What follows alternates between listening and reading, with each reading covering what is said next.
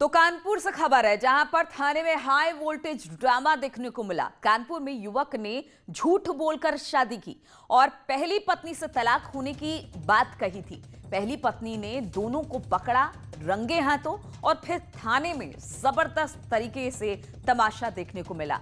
ये high voltage drama लगातार चलता रहा। किदवई नगर थाना क्षेत्र की ये पूरी घटना बताई जा रही है, जहां पर युवक ने दूसरी लड़की से ये कहते हुए शादी कर ली कि उसका पहली पत्नी से तलाक हो गया। लेकिन समय रहते पहली पत्नी वहां पर पहुंच गई और फिर वहां पर जिस तरह से थाने में ही तमाशा हुआ है, तस्वीरें हम आपको दिखा रहे हैं। पहली पत्नी यहां पर पहुंचती है और फिर इस लड़के के साथ उसके झगड़े की तस्वीर सामने आई है और ये सब कुछ हुआ है थाने के अंदर। नहीं, हम नहीं मारेंगे। चलो अरे बयान हो रहा है। ठीक है, कोई बात नहीं। अरे भैया कोई लिबेड़ ना हो यहाँ पर। ये है नहीं लिबेड़। बहुत समझाया बेटा तुमको। तुमने कुरान कसम खाई थी ना कि हमें लड़की देखी थी, मतलब जूता निकाल के थाने मार। नहीं, हम नहीं मारेंगे। चलो अरे बयान हो रहा है। ठीक है, कोई बात नहीं। अरे भैया कोई लिबेड़ ना हो यहाँ पर। ये है नहीं लिबेड़। बहुत समझाया बेटा तुमको। तुमने कुरान कसम खाई थी ना कि हमें लड़की देखी थी, मतलब जूता निकाल के थाने मार। नहीं, हम नहीं मारेंगे। चलो अरे बयान हो रहा है। ठीक है, कोई बात नहीं। अरे भैया कोई लिबेड़ ना हो। शादी हो चुकी थी। हाँ, ये नहीं मालूम था। ये मालूम था कि डाइवोर्स हो चुका है। ये पता था कि शादी हो रखी है, लेकिन डाइवोर्स हो गया है। तब हमने शादी किया था और उन्होंने एक कोई पेपर नोटरी टाइप का दिखाया भी था कि ये देखो फोटो लगी थी दोनों की, कि ये देखो हमारा डाइवोर्स। ये नहीं मालूम था इनसे पहले किसी से शादी हो चुकी थी। हाँ, ये नहीं मालूम था। ये मालूम था कि डाइवोर्स हो चुका है। ये पता था कि शादी हो रखी है, लेकिन डाइवोर्स हो गया है। तब हमने शादी किया था और उन्होंने एक कोई पेपर नोटरी टाइप का दिखाया भी था कि ये देखो फोटो लगी थी दोनों की, कि ये देखो हमारा डाइवोर्स हो चुका है। तो पूरा मामला हम आपको बता देते हैं है क्या। तस्वीरें भी हमने आपको दिखाई और बयान भी आपको सुनाए। दूसरी पत्नी के बयान थे और पहली पत्नी और उनके जो रिश्तेदार थे उनकी बातें भी आपने सुनी। हुआ यूं कि दूसरी लड़की से शादी कर ली इस युवक ने और दूसरी लड़की का ये कहना था कि उसे पता था कि इसकी शादी हो चुकी है, लेकिन उसे ये भी पता था कि शायद उसका तलाक हो चुका है, इसलिए उसने शादी के लिए उसने हामी भरी। लेकिन पहली पत्नी का यह कहना है कि तलाक हुआ ही नहीं और उसके पति ने दूसरी शादी कर ली। बातचीत करने के लिए श्याम तिवारी हमारे साथ जुड़ गए हैं। श्याम, हमने देखा तस्वीरों में और बातें भी सुनी, ये था कि पहली पत्नी से तलाक हो चुका है, फिर इसने दूसरी शादी की। क्या था पूरा मामला और पूरा मामला अब शॉर्ट आउट हुआ या फिर नहीं, या फिर थाने में अब भी बवाल चल रहा है और किसी तरह से इनके बीच में सुलह कराने की कोशिश की जा रही है?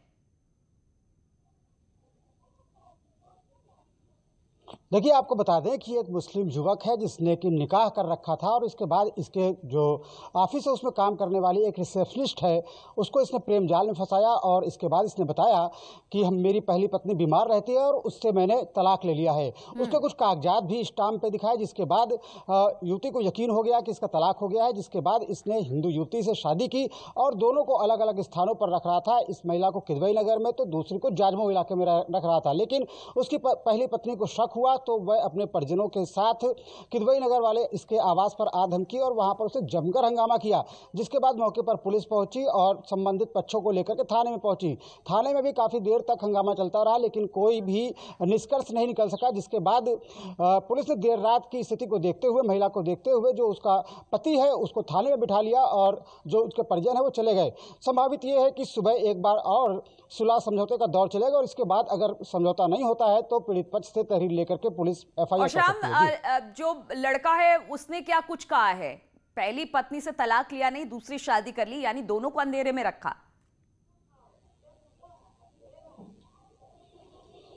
बिल्कुल, जिस तरीके से पहली पत्नी से तलाक नहीं लिया, दूसरे से शादी कर ली और दोनों को गुमराह कर रहा था, दोनों को ही धोखा दे रहा था। और इसके बाद जब पहली पत्नी और उसके परिजन वहां पर मौके पर आ गए, उन्होंने जमकर हंगामा किया। जमकर लानत मलानत की। उस समय युवक कुछ भी नहीं बोल रहा था, कोई भी सफाई नहीं दे रहा था। मीडिया पर्सन ने उससे बात करने की कोशिश की तो कोई भी जवाब नहीं दिया। हालांकि हंगामा काफी देर तक चलता रहा और ये एक कमरे से उठ करके हंगामा थाने तक चला गया। अब देखना ये होगा कि क्या दोनों पक्ष सुलह समझौते पर आते हैं या फिर आरोपी के खिलाफ FIR दर्ज होती है, क्योंकि अभी मामला लंबित है। और 10 बजे के बाद एक बार फिर से उम्मीद की जा रही है जो पहली पत्नी है उसके जो परिजन है और पहली पत्नी थाने पर पहुंचेगी और सुलह समझौता होगा या फिर FIR ठीक है। अभी सुलह समझौता हुआ नहीं है, एक बार फिर से कोशिश की जाएगी और फिर देखना होगा कि क्या कुछ इनके बीच में बात बनती है। बहुत बहुत शुक्रिया आपका शाम जुड़ने के लिए हमारे साथ। और कानपुर थाने में जिस तरह से हाई वोल्टेज ड्रामा हुआ, पहली पत्नी ने अब विवाद किया है, अब इस पर सुलह सफाई की कोशिश की जा रही है। अब इस पूरे मामले में हम आपको दिखाते हैं एक और खबर, दिल्ली दंगों से जुड़ी हुई एक बड़ी खबर है, जहां पर स्पेशल सेल ने उमर खालिद को गिरफ्तार कर लिया है। JNU का पूर्व छात्र है उमर खालिद। UAPA कानून के तहत उमर खालिद की गिरफ्तारी हुई है। उमर खालिद से कई घंटों तक पूछताछ हुई है और आज उमर खालिद को कोर्ट में पेश भी किया जाएगा। दिल्ली पुलिस की स्पेशल सेल की टीम 17 सितंबर को एक और पूरक आरोप पत्र दायर करने वाली है। उस पूरक आरोप पत्र में खालिद उमर सहित कई बड़े राजनेताओं के द्वारा कैसे दिल्ली के दंगों को आग में झोंका गया और उसके बारे में विस्तार से आरोपों की एक लिस्ट और उससे जुड़े हुए जो तमाम सबूत हैं उनको स्पेशल सेल की टीम कोर्ट को बता सकती है। दिल्ली में इसी साल हम आपको बता दें 23 फरवरी से लेकर 26 फरवरी के बीच हुए दंगा मामले में उमर खालिद छात्र नेता को UAPA कानून के तहत गिरफ्तार कर लिया गया है। दिल्ली पुलिस की स्पेशल सेल की टीम ने जवाहरलाल नेहरू विश्वविद्यालय का छात्र नेता और यूनाइटेड अगेंस्ट हेट नाम की संस्था का सदस्य उमर खालिद को रविवार देर शाम दिल्ली दंगे से जुड़े तमाम मामलों में इसकी अब गिरफ्तारी हो गई है।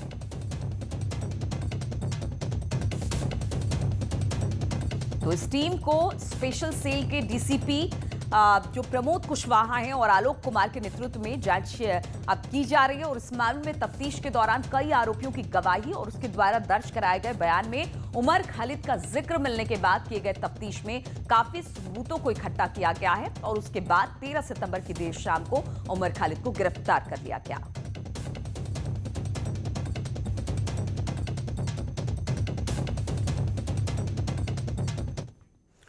और बात लखनऊ की करें तो यहां पर निवेश को लेकर रणनीति तैयार हो रही है। लखनऊ में ईज ऑफ डूइंग बिजनेस को लेकर एक अहम बैठक CM योगी की अध्यक्षता में होने वाली है। उत्तर प्रदेश के रैंकिंग में छलांग लगाने के बाद पहली बैठक है जिसमें कई विभागों के आला अफसर बैठक में शामिल होने वाले हैं। प्रदेश में निवेश को लेकर रणनीति पर मुहर लग सकती है। विभागों को टारगेट भी देने पर इस पर चर्चा हो सकती है कि विभागों को किस तरह से टारगेट दिया जाए जिससे ज्यादा से ज्यादा निवेश जो है वो उत्तर प्रदेश में आ सके। तो काफी अहम बैठक मानी जा रही है। जिस तरह से ईज ऑफ डूइंग में दूसरे पायदान पर इस बार उत्तर प्रदेश रहा है, अब पहली बैठक इसके बाद CM योगी की अध्यक्षता में होगी जिसमें कहा यह जा रहा है कि कई विभागों के आला अफसर शामिल होंगे। प्रदेश में निवेश को लेकर रणनीति पर चर्चा होगी, मुहर लग सकती है और विभागों को टारगेट देने पर भी चर्चा होगी। तो बेहद अहम बैठक ये प्रदेश में निवेश और प्रदेश में व्यापार से जुड़ी तमाम परिस्थितियों को बेहतर बनाने के लिए CM की ये मीटिंग काफी अहम मानी जा रही है। अनामिका हमारे साथ फोन लाइन पर जुड़ गई है। अनामिका, बेहद अहम बैठक है। ईज टू डूइंग के बाद जब दूसरे पायदान पर उत्तर प्रदेश रहा है तो अब इस पायदान पर बने रहना है तो आपको तमाम बातों पर मंथन करना होगा और किस तरह से निवेश उत्तर प्रदेश में हो इस पर चर्चा इस बैठक में हो सकती है। और कौन कौन सी ऐसी बातें हैं जो कि इस बैठक में उठाई जा सकती हैं? देखिए कंचन, आज की जो बैठक है वो कई मायनों में महत्वपूर्ण है। सबसे पहली बात तो ये कि जब रैंकिंग जारी की गई थी उसके बाद पहली बार मुख्यमंत्री योगी आदित्यनाथ अधिकारियों से मुखातिब होंगे। इसके अलावा बहुत सारी सुधार की बात भी की गई थी। पिछली बार भी ये कहा गया था कि जो भी पुराने रिफॉर्म्स हैं यानी कि बिजनेस रिफॉर्म एक्शन प्लान के तहत जो सुधार होने थे उसमें भी बहुत सारी नहीं हो पाई है। लिहाजा 63 ऐसे सुधार के कार्यक्रम है जिसको मुख्यमंत्री लेकर के निर्देश देंगे और ये कहेंगे कि अलग अलग विभागों में जो भी दिक्कतें आ रही हैं, परेशानी आ रही है, फिर चाहे वो डिजिटल करने का मामला हो, फिर चाहे वो डेटा को जारी करने का मामला हो, ऐसे बहुत सारे हर्डल्स थे जो के सामने आ रहे थे। लिहाजा आज इसको मुख्यमंत्री निर्देश देंगे और ये भी टारगेट देंगे कि भाई जो अलग अलग विभाग है वो किस तरीके से निवेशकों को लुभाएं और उत्तर प्रदेश में उन्हें वो माहौल दे ताकि वो आने वाले दिनों में यूपी उनके लिए प्रायोरिटी रहे कम से कम निवेश करने के लिए। तो कई मायनों में महत्वपूर्ण होगी आज की बैठक और बैठक के बाद बहुत सारे निर्देश भी देखने को मिलेंगे। हम बिल्कुल अनामिका, और सबसे बड़ी बात यह है कि जिस तरह से निवेश लाने के लिए अब लगातार उत्तर प्रदेश सरकार की कवायद आज से शुरू हो जाएगी, क्योंकि आज ईज ऑफ डूइंग की रैंकिंग आने के बाद ये पहली बैठक है। इसमें कौन कौन से अधिकारी, कौन कौन से विभाग इसमें जुड़ आए हैं, और आपने बताया कि जिस तरह से निवेश किस तरह से लाया जाएगा उस पर भी चर्चा होगी। देखिए, आज की जो बड़ी बैठक है इसकी अध्यक्षता मुख्यमंत्री योगी आदित्यनाथ खुद कर रहे हैं, चीफ सेक्रेटरी इसमें शामिल होंगे। इसके अलावा अलग अलग विभागों के जो विभागाध्यक्ष है, फिर चाहे वो स्वास्थ्य की बात करें, पर्यटन की बात करें, लोक भवन की बात करें, एमएसएमई की बात करें, तो सारे विभाग लगभग इसमें जो उनके बड़े आला अधिकारी है वो शामिल होंगे। और क्योंकि सारे विभाग ऐसे हैं जहाँ पे मुख्यमंत्री योगी आदित्यनाथ को लगता है कि यहाँ पे स्कोप है, जहाँ पेश आ सकते हैं, निवेशक अपने अपने स्टैंड ले सकते हैं यूपी को लेकर के, तो सभी को लगभग टारगेट किया जाएगा कि किस तरीके से ईज ऑफ डूइंग बिजनेस को लेकर के हर विभाग अपने हिसाब से काम कर सकता है। और इसी लिहाज से बिल्कुल अनामिका, तो कहा जा सकता है जिस जिस सेक्टर में निवेश की संभावनाएं हैं वो उसको आगे प्रमोट किया जाए, उसको टारगेट दिया जाए, और इस लिहाज से ये बैठक काफी अहम मानी जा रही है। बहुत बहुत शुक्रिया आपका हमारे साथ जुड़ने के लिए। और अब बात आईपीएस ट्रांसफर की कर ले तो 10 आईपीएस का ट्रांसफर हुआ है। उत्तर प्रदेश में पुलिस प्रशासन में फेरबदल किया गया है, जिसमें 10 आईपीएस अफसरों का तबादला हुआ है। रोहित सिंह सजवान बने हैं बरेली के एसएसपी, राजकरण नैयर जौनपुर के एसपी बनाए गए हैं, शैलेश कुमार पांडे गोंडा के एसपी बने हैं, प्रदीप गुप्ता महाराजगंज के एसपी बनाए गए हैं, अरविंद कुमार मौर्य श्रावस्ती के एसपी नियुक्त किए गए हैं, अनूप कुमार सिंह पीएसी मुरादाबाद भेजे गए हैं, अशोक कुमार 3 EOW लखनऊ के एसपी बने हैं, खुले सुशील चंद्र भान बने हैं मऊ के एसपी, मनोज कुमार सोनकर कासगंज के एसपी बनाए गए हैं, जबकि कुंवर अनुपम सिंह सतर्कता लखनऊ के एसपी नियुक्त किए गए हैं। तो 10 आईपीएस अफसरों के तबादले हुए हैं, और इसमें अलग अलग जगहों पर कुछ नाम जो हम लगातार आपको दिखा रहे हैं उनके ट्रांसफर किए गए हैं एसपी और एसएसपी पद के लिए। और आज हिंदी दिवस है। सीएम योगी ने ट्वीट कर हिंदी दिवस पर शुभकामनाएं दी है। उन्होंने कहा कि सरस और सर्व समावेशी भावनाओं से सुवासित भारतीय जीवन मूल्यों, संस्कृति और संस्कारों की संवाहक और परिचायक प्राचीन सभ्यता व आधुनिक प्रगति के माध्यम सेतु स्वरूपिणी राजभाषा हिंदी दिवस की सभी भारतीयों को बधाई, शुभकामनाएं। आइए हिंदी को विश्व ग्राम की भाषा बनाने के लिए संकल्पित हों।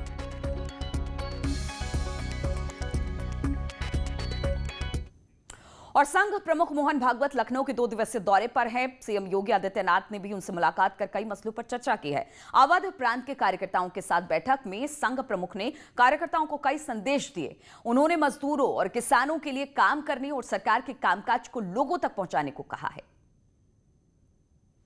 आरएसएस प्रमुख मोहन भागवत लखनऊ के 2 दिन के दौरे पर हैं, जहां भागवत ने लखनऊ के आर्यकुल कॉलेज में कार्यकर्ताओं के साथ बैठक की। इस दौरान सीएम योगी आदित्यनाथ भी आरएसएस प्रमुख से मुलाकात करने पहुंचे और चर्चा की। संघ प्रमुख ने संघ कार्यकर्ताओं सरकार के कामों को लोगों तक पहुंचाने की अपील की है। इस बैठक में अवध प्रांत के कार्यकारिणी के कार्यकर्ता शामिल हुए, जिनके साथ संघ प्रमुख ने विस्तार से कई मुद्दों पर चर्चा की, जिनसे मोहन भागवत ने कहा कि शहरी क्षेत्र में श्रमिकों के लिए काम करे और ग्रामीण क्षेत्र में किसानों के लिए काम करे, ताकि श्रमिकों और किसानों में आत्मनिर्भरता का भाव जागे। इसके साथ ही संघ कार्यकर्ताओं से लोगों के बीच पर्यावरण बचाने को लेकर जागरूकता अभियान चलाने की अपील की है।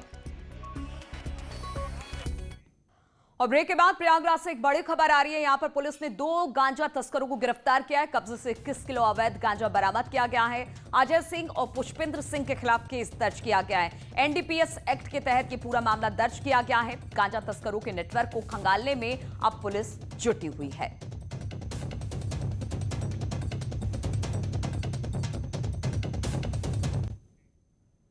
तो इन तमाम खबरों के साथ इस बुलेटिन में फिलहाल इतना ही। रुकेंगे छोटे से ब्रेक के लिए, लेकिन ब्रेक के बाद लगातार यहां खबरों का सिलसिला जारी है।